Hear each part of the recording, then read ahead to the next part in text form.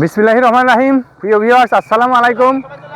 আমি এখন অবস্থান করছি রবীন্দ্রনাথের স্মৃতিবিরচিত শিলাইদহ কুঠিবাড়িতে। এই সেই ঐতিহাসিক কুঠিবাড়ি যেখানে পৌষ মাসের মতো অমর ছোট গল্প তৈরি হয়েছেন।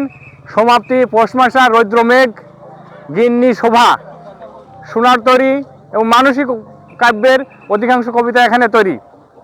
এই জমিদার বাড়িটি তারকনাথ ঠাকুর 19 শতকের প্রথম দিকে তৈরি করেন।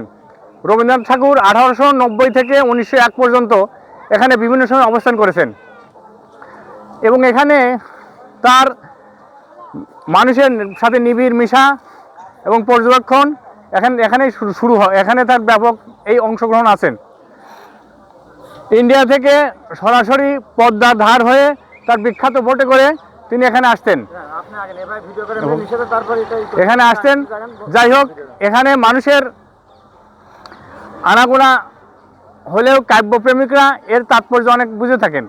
যাই রবীন্দ্রনাথের সেই কথা, সেই পৌষ মাসের সেই বিখ্যাত উক্তি, একদিন মনে হইল ফিরিয়া যাই, পরক্ষণে মনে হইল ফিরিয়া ফল কি, আমার জন্য কত মৃত্যু কত বিচ্ছেদিত অপেক্ষা করিতেছে।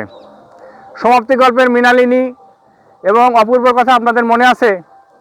মৃণালিনী ছিলেন গ্রামের একজন অগুছালো মেয়ে, অপূর্ব ছিলেন শহরের শিক্ষিত একজন ছেলে, যার সাথে মৃণালিনীর বিয়ে হলেও অ্যাডজাস্ট হচ্ছিল না। পরবর্তীতে মৃণালিনী নিজেকে তৈরি করেন, ধীরে ধীরে অপূর্বতা নিজের ভুল বুঝতে পারেন, এর মাধ্যমে একটা মধুর সমাপ্তি হয়, সেই সমাপ্তি গল্প। যাক, রবীন্দ্রনাথ যখনই এই অঞ্চলে এসেছেন, প্রকৃতির সাথে, নদীর সাথে, সাধারণ মানুষের সাথে খুব দ্রুত এবং অমলিনভাবে, মানে প্রাকৃতিকভাবে, ন্যাচারালগতভাবে মিশে যেতেন এবং এখানে তার অনেক সাহিত্যের সূচনা এবং সৃষ্টি হয়। ধন্যবাদ সবাইকে।